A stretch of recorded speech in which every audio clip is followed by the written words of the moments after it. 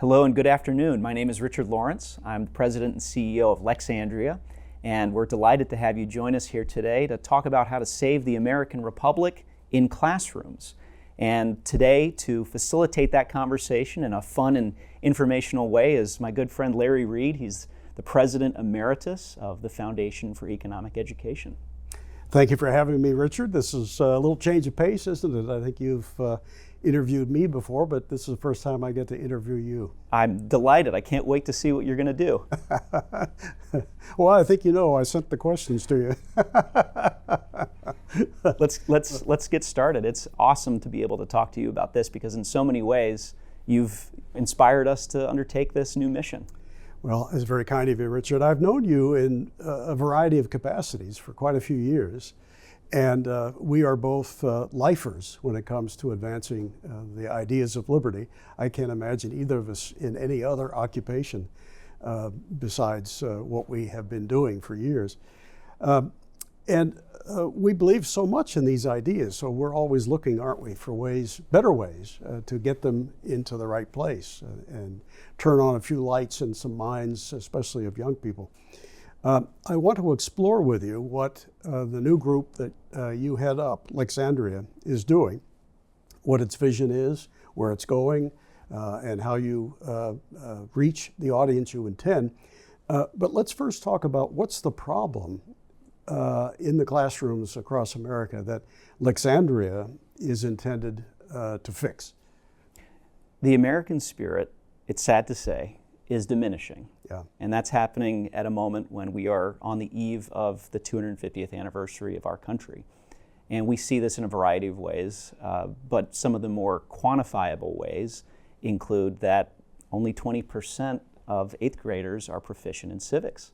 Civics is the software of how to participate in a free society, in a democratic republic. And people in 8th grade, 80% of those folks don't understand how this system of government and society have been created. Another problem is that a third of people under the age of 30 have a higher appreciation for communism than for capitalism. Yeah. If you don't know where you've been, how are you going to know where to go from here? You're exactly right. So none of that knowledge is being taught, at least not with fidelity, in economics or history. And that's causing a lot of people to question whether the American spirit is done and maybe we should abandon some of the ideals that we were formed on, which happened so uniquely 250 years ago, almost. And another problem that we're resolving is when these people get out of school and they become adults, they do not know even the 3 branches of government, much less what they are. 70% of adults can't even answer those kinds of questions. And so our goal is to have a major intervention at a moment that is perfect for us to be able to continue this experiment, which has never been perfect, but it's ever improving. Yeah, the problem is definitely serious. I've seen surveys that indicate that an astonishingly high percentage of students in middle school and high school cannot put major American events into the right half century. Like, when was the Civil War? 1750 or 1920? You get answers like that sometimes, all too often. And the 1860s in many cases can seem as distant as the 1770s, as distant as when the pyramids were built, unless we actually teach this and put people individually in the context of this continuing experiment. Yeah, it's bad enough if our students don't know events and dates, but it's even more perilous for the country if they don't know the ideas that led to these events, especially the good ones that made America so exceptional. Go ahead. We do not brand any of the content that we distribute under any particular ideology. Yeah. And that is not only to make it more accessible, but because we want to have fidelity to certain ideas that we call American principles. Yes. And these are ideas. I'm not going to say they should be accepted by anybody of any political stripe, but they should be at least understood as being fundamentally patriotic, including individual rights, free trade, commerce, rule of law, and separation of powers, and among others. And when I was learning civics and when I was learning U.S. history, these were novel concepts in many ways to me. I do not have faith that these days they're being even listed on a page. And we can see that when we look at the Pearson textbook or the McGraw-Hill textbook. It's a very sort of routine, matter-of-fact kind of easy explanation for these things without appreciating the gravity that created them and actually enabled them to inform the start of a country unlike any other in history. My dad is from Poland. You have a great connection with Poland. And it was only through that immigrant's child story, I think, that I was able to truly begin to appreciate. It wasn't something that I was instructed in school very well. It was only by hearing family stories around the dinner table about what they came from, like you said, that really inspired me to appreciate this country and its formation and its ideals.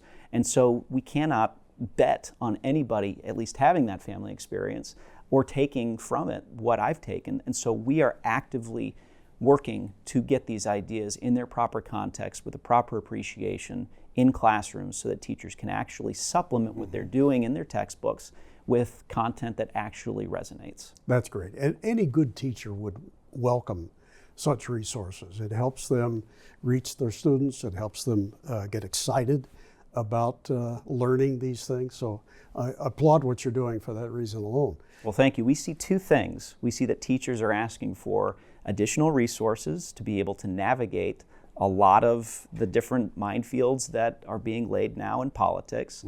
And we see that they do not believe that their textbooks help them to do that, and they're seeking that additional resource. Oh, that's great. Well, we've touched on the problem, but there's also an opportunity here, isn't there? Because we're coming up on, as you've noted, the 250th anniversary of the founding of this country. A few months ago, I learned the word for the first time, semi-quincentennial, 250th. And I would guess that that means that there'll be a lot of teachers and students sort of interested in dusting off the history of that pivotal period and learning, hopefully, about the ideas that led to such momentous change. A lot of groups are doing fabulous work for the 250th. And one of the things that we've undertaken for ourselves is to create for this fall, a little bit early, the premier 3-class period course on the American founding. And this takes ideas all the way from the Enlightenment to roughly 1826 or so, when, of course, you know, Adams and Jefferson died on the same 4th of July. That's right. And that is generally regarded as the end of the Revolutionary period when they passed away. And so what we do in this course that we make available for teachers at no charge on our platform, Lexandria.org, is that we talk about ideas. We go to Locke. We ask him, what were you thinking about in England back then? How did you then inspire the ideas that the framers, and even before the framers, the founders, ended up using to write the Declaration? Speaking of the framers, I was reading the other day some of the remarks that Benjamin Franklin had written as he was coming out of the Constitutional Convention. He's talking about all the members of this convention having different biases and prejudices and local interests, and yet we came out of this room with possibly the best document that we could. It's not perfect, and that's what a lot of people get stuck up on, and that's unfortunately what a lot of the other materials that are being taught to students today really focus in on both sides of the political spectrum, the imperfection of the founding. Some choose, of course, to focus on the institution of slavery, which even slaveholders such as Jefferson had written forever that it was an unjust system and that it needed to be resolved. And yet we can't go 100 steps forward without first taking one. Exactly. We would think it's nonsensical to criticize the Wright brothers today because they didn't put Wi-Fi in their first plane. I mean, this is how we make progress in history, isn't it? One step at a time. It's one step at a time, or we've seen the opposite when it's been a wholesale upending of the thing in Russia and China and France. That was a little later than our revolution in France, but we got to see very quickly what the opposite of a restrained, limited government that did not change everything all at once looked like. And sometimes we forget how important and how heroic the people were who took those first steps. If we judge them by today's context, we might say, oh, they didn't go very far, or didn't go far enough, or they weren't perfect. But for their time, their moment in history, those first steppers were absolutely indispensable. What they did led to everything that followed. You actually write the foreword to this course, and you reviewed it as well. And you speak of a term called presentism. Yes. Whereby we look at the past and we judge its actors and their motivations and the outcomes of those actions under the rubric of what is right today. And that is a total and complete mistake. Yeah. And like I said, a lot of this misunderstanding is happening from ideological forces on both sides of the spectrum. Yeah. So there are projects that try to speak to slavery as being the pivotal and most formative idea of America, try to set the setting of the country to 1619, for example, under that rubric. And then there are people on the so-called right that try to justify protectionist policies by saying that America broke away from Britain because it was too free trade oriented.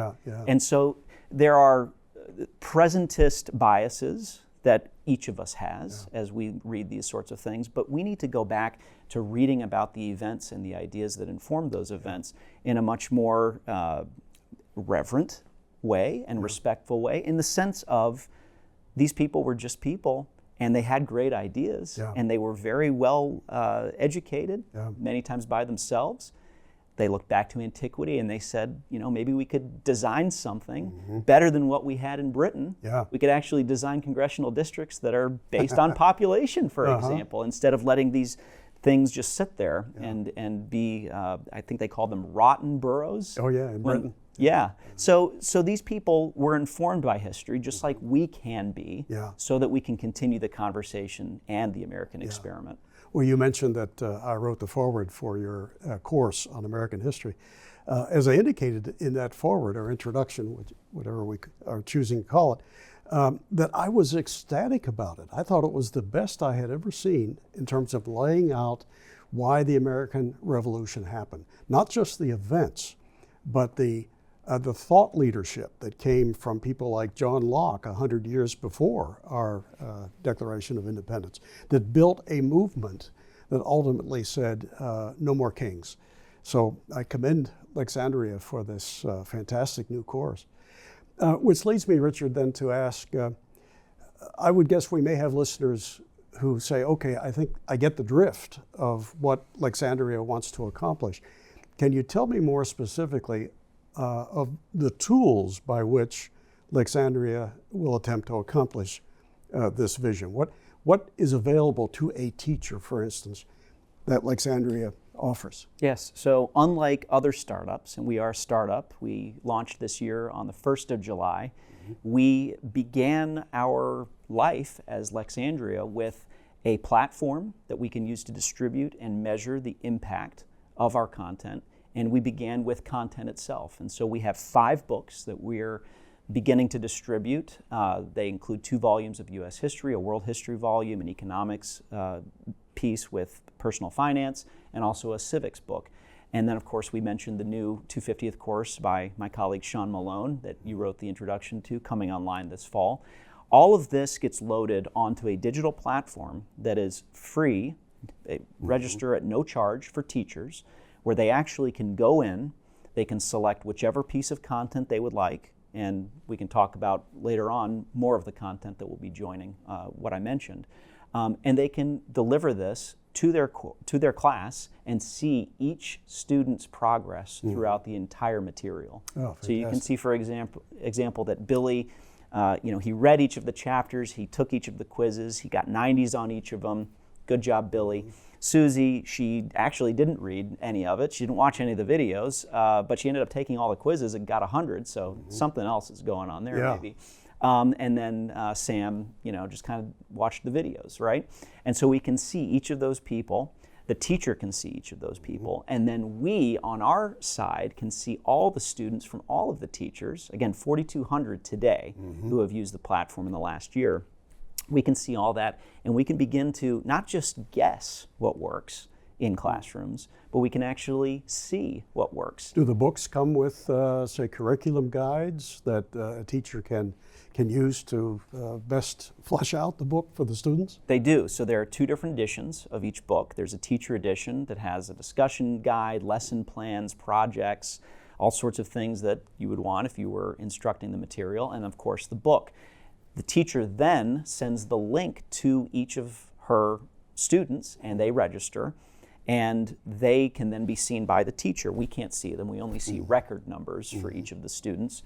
But then the teacher could instruct on the whole course or could pick and choose. In fact, one of the ways that we keep teachers engaged is we know in general when the McGraw-Hill or the Pearson textbook that these teachers are mandated to use, when in general they're instructing on things like the New Deal. You know the New Deal. You've written about the New Deal. And it's so really a raw deal. I think you'd enjoy the material that we have on that in our history book and in our economics book. Well, we know when in general they're teaching this, so we can email them a couple weeks in advance, and we can say, you popped in here last year at this time. Why don't you come back in and look back at the discussion guide that you used last year and use the quiz to be able to assess how well you've been able to instruct on these. So the courses that teachers are teaching, for which Lexandria's resources can be adapted, would be history, maybe poli-sci in the upper grades, civics, and are there others that would fit well? In general, the courses that we have now are what you outlined. They're U.S. history, world history, civics, poli-sci, government, and economics. Okay. And so that is what exists now, but our vision is much broader. What we seek to do is actually to become a capacity for the rest of these great organizations teaching these American principles to be able to distribute effectively as well as measure the impact of their content in classrooms for students. And so the 2 types of questions that we ask uniquely, and no other learning management system has this built into its bones like it does for Lexandria, are you getting it? For example, which branch of government does Article 1 of the U.S. Constitution address? That's a yes-no kind of very clear answer that you can have. Yeah. But then we also have questions that we call take a stand questions.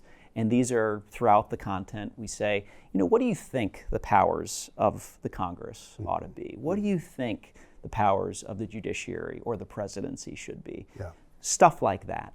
And then we can measure, after we've talked about what the framers were thinking about limited government, we can measure how effectively we've actually instructed on these ideas of limited government, for example. That's what I wanted to get into next, how you measure your success. There are a lot of organizations that produce a fine product, but then they sort of just push it out the door and hope that somebody will find it.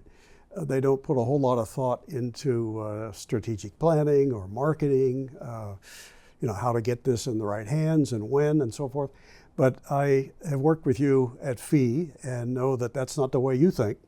So tell us more about what planning has gone into making sure that Lexandria's products produce measurable results. How will you know if it succeeds? So we are not of the mindset of if you build it, they will come. We know that we need to work hard on customer experience. In this case, we're mostly talking about the teachers, but of course the students as well. We poll on that with an NPS survey. But we also need to be able to deliver a great experience in the platform, user interface, user experience, and all of those tweaks in many ways are coming online for the semester this fall. But the way in which we measure impact is unique. We've created a brand new metric based on those take a stand questions that we call the Ideological Alignment Index. And this, on a Likert scale, 5-point scale, measures the degree to which someone appreciates and has affinity to the ideas of the American principles that I outlined. And by the way, the full list of those American principles is currently online at poppotential.org, which is the brand name for those 5 original books that we have. Is there a master website, lexandria.com or org? It's lexandria.org, and today it will actually lead you to poppotential.org. And so when the fall semester begins, everything will be rebranded Lexandria. So what we do with this Ideological Alignment Index is we actually see, through these take a stand questions, whether someone has been moved to align themselves more with American principles. And we go from -2, where they're totally anti-American principles. They would prefer there to be a king, or they would prefer to have direct control over the economy, whatever. Yeah. And then a +2, which would be guys like you and me who believe individuals have rights and that the power of the government should be severely limited, and that there are a bunch of other things that make this country unique that we should at least understand and maybe appreciate. And so we measure each student based on the answers that they've given to us, and we can then begin to group them. These people are patriots. These people adhere and appreciate American principles. These folks over here, they might not be as appreciative, but we're still going to work on them, and we're going to send them other opportunities to grow even more in their appreciation. So that's a unique thing, because that's not something you can, as a pro-liberty, pro-American principles organization, just pick off the shelf. We have that built into the software here, and it's one of the reasons our vision for Lexandria has become so much larger. We are opening this platform to other partners. We are asking them to include their content they intend for classroom student distribution onto the platform so that they can get that reach. Again, 4,200 teachers today who can be cross-promoted to, but also we're growing to 10,000 teachers in the current year. So we're more than doubling the teachers. That means much greater visibility among the students, and that means we can see with a larger sample how we're actually moving people more toward American principles. Oh, that's great. And I think I should emphasize that we're not talking here about a plan that will be implemented so much as we are a plan that's already underway. Your Lexandria, as you say, already has, 4,200 teachers? That's right. Using its resources. Can you tell us anything about the sort of feedback you're getting from these early adopters of Lexandria materials? They like popping in as needed. They like looking at the content when they need that extra help. They like the platform. They like being able to see that dashboard and assess where their students are on each of these different topics, whether they've actually read the thing, for example. They do want that additional capability to navigate difficult political subjects that are being discussed currently. And so by bringing it back to American principles and not focusing on any kind of contemporary event, we are teaching this and helping them to teach ideas with fidelity, to actually teach them how to analyze these things, teach them how to think, rather than any particular prescription of what to think. So there are a few teachers who are never going to use this. They may be inclined to use other supplementary products that embrace other notions of the country and its founding. But we have that early adopter, 2.5% of the market, 4,200 teachers who are keen to teach, not based on any particular political ideology or party, but based on the American principles that I think we still all appreciate. We just need to continue that appreciation. Yeah. Well, how did you find those 4,200? What was their first point of contact that got them interested in what you're doing? Over the years, with our previous organization, Sertel, we were able to bring them in and we were able to recruit them and retain them. We also do direct marketing to teachers on Facebook and on Instagram. And we can tell them, you don't need your principal's permission in order to select this content. You can come right in. It addresses all those standards that you're already addressing in your curriculum. It just does it in a different way. It does it in the case of the Poptential books, addressing pop culture as a context to actually talk about these ideas. Pretty cool to be able to say this movie has a scene that describes this particular event in history. So that was the idea with those original books. But now as we expand, it's not only going to be tied to Poptential, but it still remains true to those American principles, anything that we bring in. As you get feedback from these early adopters, are you finding good ideas from the teachers as to improvements you can make, things you can do differently to enhance the functionality? We are, and I think you'd have to be living under a rock not to know that AI is changing everything. This is the first school year that AI is really becoming a factor in classrooms for the full year.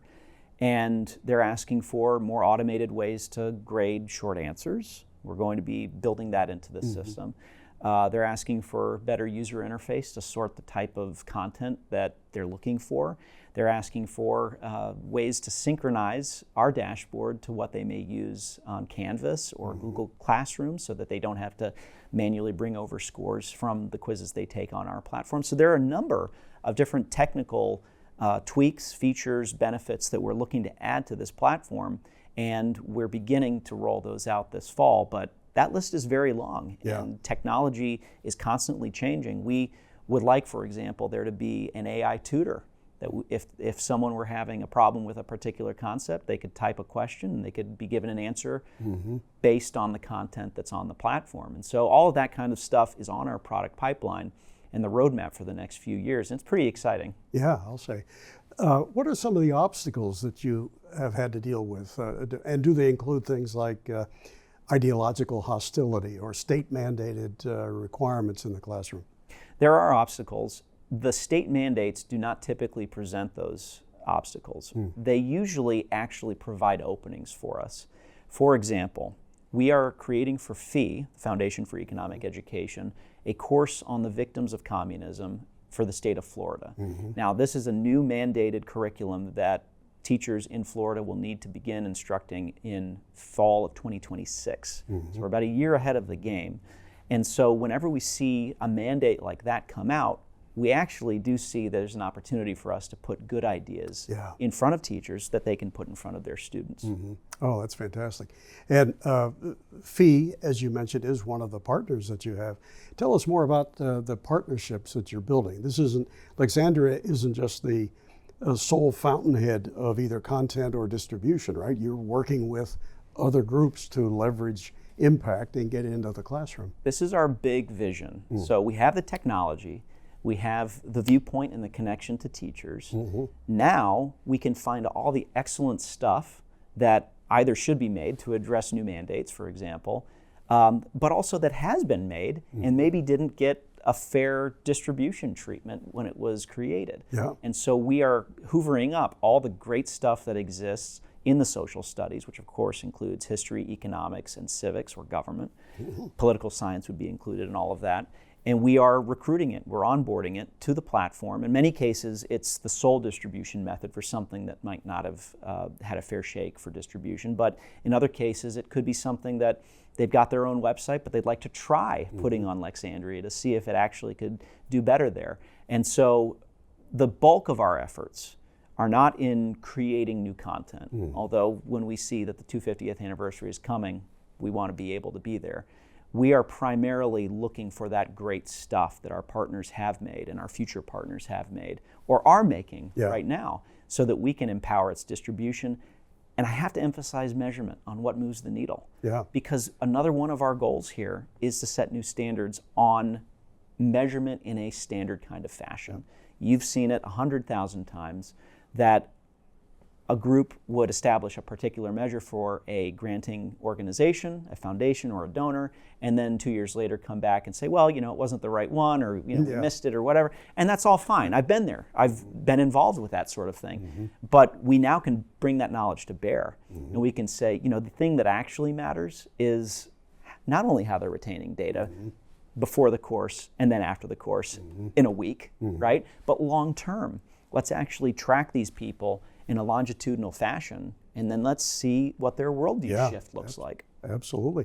Well, another group that I can recommend, as you know, because before we started this discussion, I gave you our brochure, is the Free Society Coalition. Yes. And it's a recently formed group, and its whole purpose is to encourage a discussion of the ideas that led to the American founding, those ideas that are upstream from the actual document, the Declaration of Independence, and then later the Constitution. We have a very attractive brochure that I think we'd love to work with you to put in the hands of the right audiences. Well, the beautiful thing about this platform is that we can attach any supplementary piece of content in a meaningful way to the courses. And so that brochure has a ton of great questions that I could see included in our 250th course. And everything stays on platform. That means that there's not a PDF for the teacher to download and hand out to the kids in school. It's mainly so that we see each and every result live as it happens. It also resolves a problem that a lot of organizations have in getting any kind of feedback from our teacher customers at all. We don't necessarily have to convene a focus group or send out $100 Amazon gift cards to get people to respond to a survey if we've got live activity in the platform. So that's really the goal here, is to, in some ways, improve all of the educational outreach to classrooms and lift up the entire movement that is looking to get these ideas out to students. Oh, that's great. That's music to my ears, and I know it will be to the Free Society Coalition board members I serve with. You've talked about a talent pipeline, and one of the objectives of Lexandria is to create this talent pipeline. Could you tell us more about what does that look like and what will it serve? This talent pipeline question is something that makes a lot of people scratch their heads, because there have been a lot of starts and stops. There's been a lot of discussion about it in general. We imagine our role in the talent pipeline is to be the greatest wide end, the largest wide end of the funnel that we possibly can. The way that we do that is by getting the content in front of teachers to distribute to their students. So if you do just simple back of the envelope kind of math, you can look at each of these teachers' classes is generally 30 students. If we get to the goal in 2030 of 65,000, we can actually talk to millions of students and bring them into the pipeline by qualifying them accurately through this ideological alignment index. And this is not something we're doing without their permission. It's something that we're actually doing when they opt in. It's something we can actually do when they turn 18, so that we're in complete compliance. But the whole idea behind this talent pipeline play is bringing to bear the numbers, the raw numbers of qualified people that we have coming through, and then give them growth opportunities at FEE, or at the Institute for Humane Studies, or at Young Americans for Liberty, or any of these other groups that are doing various things in our world to promote their intellectual and career growth. We're, of course, not looking to bring every single person who comes through here, all millions of students who come in every year after we reach our goal, and make them nonprofit public policy folks. But some of them will be. Some of them will become entrepreneurs, but we want them to be entrepreneurs who had their start, yes, with Lexandria content in the classroom, but they had their start at FEE. There have been so many occasions where we're looking for proof points, and we're trying to remember all the people who have come through the doors when FEE was at Irvington. And we said, well, we've got this amazing card catalog of 6,000 people. Remember when that was digitized, but we didn't have any contact information. Imagine if, from this point forward, we have an opt-in compliant database that respects each person's privacy and desires, that we can then use to push them to growth opportunities, or at least refer them to those growth opportunities. We're talking millions of people, and that then, with a greater supply, can create a lot more demand, not only for programs, internships, seminars, but for liberty in general. Yeah, this is what it means to build a movement, right? I think most Americans have heard that famous line of Ben Franklin's as he was leaving the Constitutional Convention. And a woman apparently asked him, Mr. Franklin, what form of government have you given us? And he didn't say, oh, well, it's this form and you'll have it for all time. He said, a republic, madam, if you can keep it. And he envisioned, as I'm sure the other founders did as well, that Americans would be so turned on by these ideas that they would want to pass them on to the next generation, teach them accurately, inspire young people with them. And if we don't do that, then all the progress America has made in the history of freedom in the world can be lost. I was just listening to a podcast by a professor at your alma mater, Grove City College, Jay Cost. And he was talking about the conversation continuing.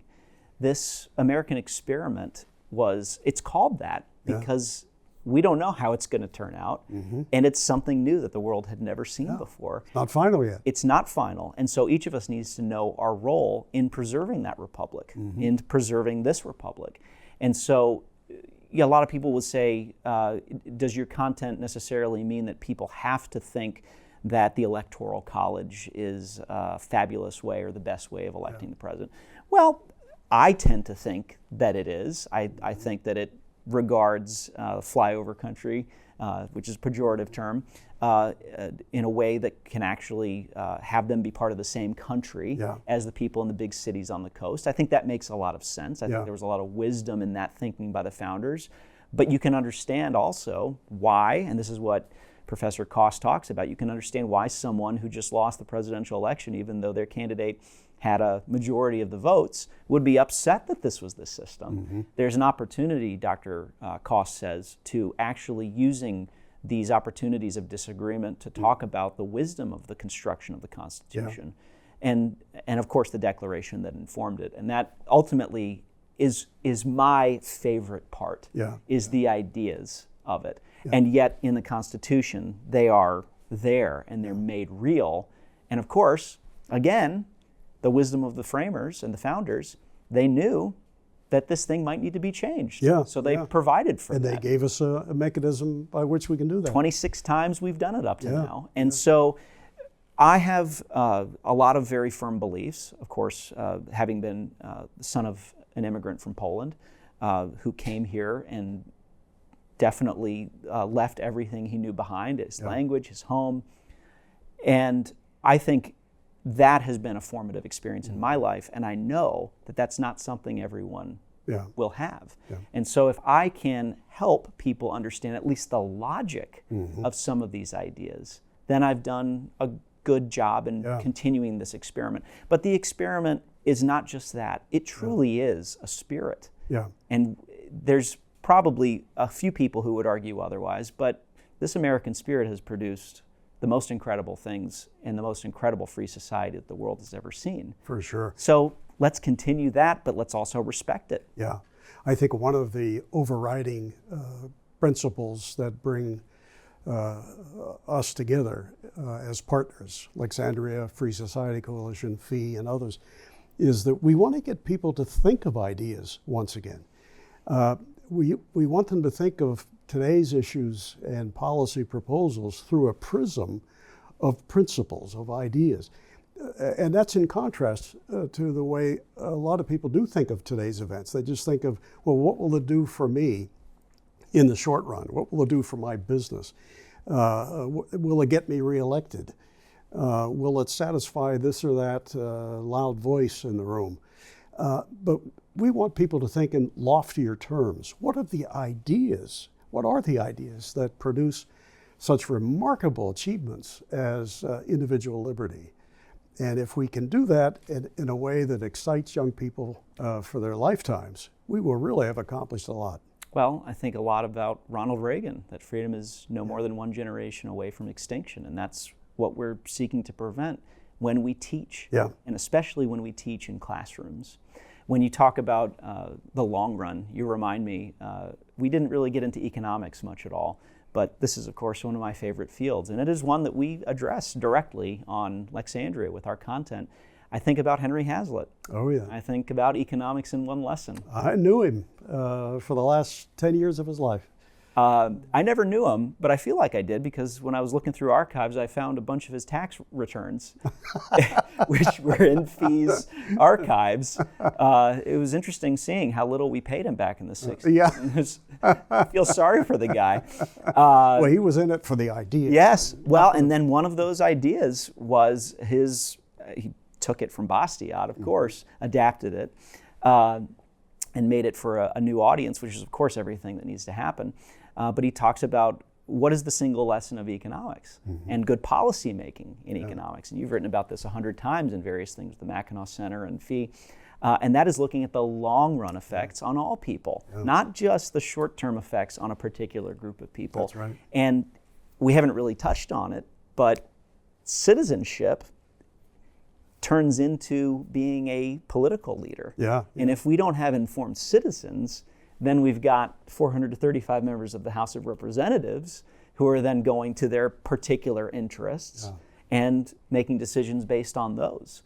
And so we need to teach citizens not only to become patriotic and well-participating citizens, knowledgeable citizens, but also when they choose to run for office so they can make good decisions up there in Washington. Yeah, Henry Hazlitt would say that if all you do is think of the immediate, what strikes the eye, the near term, or the effects on just one or a handful of groups, you're going to miss a massive picture of long-term consequences and the effects on all people.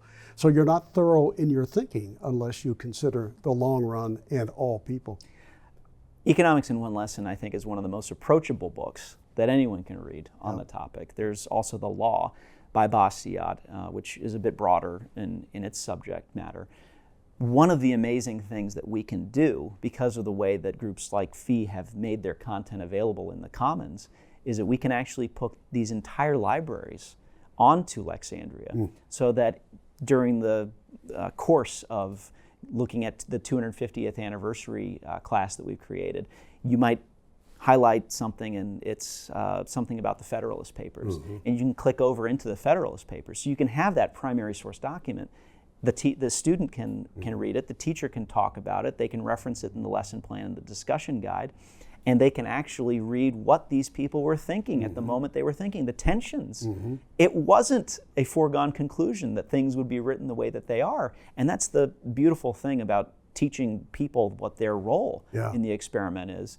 They need to continue it. Do you see a role for AI with Lexandria? Will you have a chat bot for teachers to ask Lexandria questions? It's all on our product roadmap. We've kind of played around with names of what this kind of chatbot might look like, so stay tuned for that.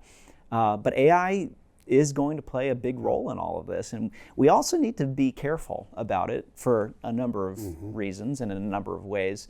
We don't want it just extrapolating, and they call it hallucinating, that this event happened on this date, or that there's a 27th Amendment that Joe Biden certified at a particular time at the end of his presidency, or whatever it was, right? Which he's since forgotten. Sad situation. But we want to be able to do that and know that there's some kind of human oversight or human overseeing of that, so that we're not just kind of letting it run wild. Yeah, you kind of have to monitor it in some way. Exactly. Well, anybody listening to us in our discussion here, Richard, has got to be thinking, wow, this is cutting edge, this is great, this is what building a movement is all about. I'm glad to see Lexandria partnering with other groups like FEE. They might be asking themselves, how can I get involved? So what would you say to someone who says, okay, sign me up, what can I do to help you? So at this point, we have two different angles that we're looking to have partnership. We're looking to have partnership on resources. So of course, we're looking for foundations and donors to help us fuel all of this so that we can actually realize the roadmap, get all the content up, continue acquiring content. And then that goes to the other kind of partnership, which is an organizational level partnership, where we have either talked with them about something they would like to address in a curriculum mandate, for example, or have something on the shelf behind them that they'd like to see distributed or measured accurately, or we just talk to them about our measurement technique and how that could actually help them in their reporting to donors. And so partnerships are crucial because not only are we creating stuff, that's the smallest amount of activity that we're doing. We're looking to lift everything that exists up in a much more effective and valuable way, actually getting it out there to teachers. One of the partners that we're happy to announce is the Emergent Order Foundation. And this is one that, like FEE, has a special place in my heart because they did something radically different a few years ago. People will recall perhaps the Keynes-Hayek rap videos that they put out. And it was amazing. My jaw dropped when I watched this thing. And since then, they've come out with several more and are continuing to debut additional videos on things like environmentalism. And several a week, I think. Every day. They come out often, and with Dad Saves America, it's a almost daily occurrence, and that's their affiliated product. But they've got a particular product they now called Radical Discourse is what it's called. And so what we're doing is realizing a dream that they had had for a while of actually having these rap videos in classrooms, In some cases, they can be viewed in classrooms, but in others, YouTube blocks exist, and so a teacher can't even show something on YouTube because it's prevented. So by putting it onto our platform, we have a way for them to show this. But the dream that Emergent Order was looking to realize is more than that. It was actually pairing this with discussion guides. So the teacher, in many cases, might not understand monetary theory, might not even have cracked open the chapter yet, can actually lead a productive discussion about what Keynes and Hayek were arguing. And of course, there are other videos on environment and energy, on immigration, all kinds of very touchy topics that we want to help teachers navigate properly using resources that, by the way, Emergent Order is proud that they do not straw man arguments. And that's important for all of our content. We do not just want to put an idea out there and expect that people are going to take it at face value. We want people to explore these ideas. I believe, because I've read a lot of these things and studied it over the years, that there are unalienable truths. But nothing is unalienable if you're not aware of it, if you've never been instructed in it. You can't form your life around these ideas if you're ignorant of them. And so we want to present these ideas in as much of a, I keep using the word fidelity, but I truly believe it needs to be presented well in a steelman kind of way so that we can actually debate and discuss and come up with better ideas. That's the main point of all of this, is the experiment does not have a finite endpoint. We're all discussing this all the time. And again, there are provisions in the Constitution that provide for us to be able to change these things. But also, we need to be having these discussions. And this is ultimately the problem of curtailing free speech, is you do a double harm, as Frederick Douglass used to say, to the speaker and the listener if you prevent someone from speaking freely. We can't develop new ideas unless we're having this conversation. Yeah, I first got involved in the liberty movement 55 years ago. Hard to believe. And I remember, how we promoted liberty in those days. It was like one person at a time, one pamphlet at a time. The technology that we have today is just extraordinary. So I see what you are doing at Lexandria and with allied groups like FEE and others, you're taking us to the next level. You're finding ways to get into to places that are hard to get to, and give tools of understanding to people who can influence literally millions of others. That's right, and it's our hope that it makes people feel more positive about the country in which we live. No such thing as perfection, and it's certainly not going to be found anywhere on this planet, but we can get ever more perfect by understanding a little bit more of what people were thinking at the time that they were coming up with these ideas. And civics is, I think of it sometimes as an operating system.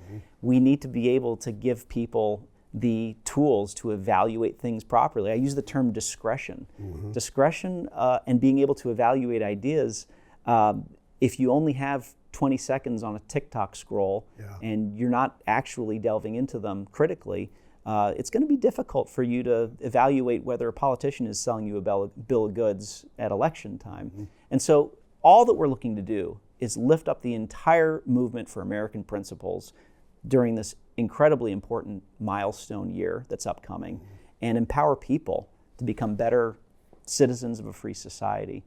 And social studies, who knows, may be the beginning of all of this. We have designs on expanding even to other humanities topics, because there's a lot that you can learn from literature.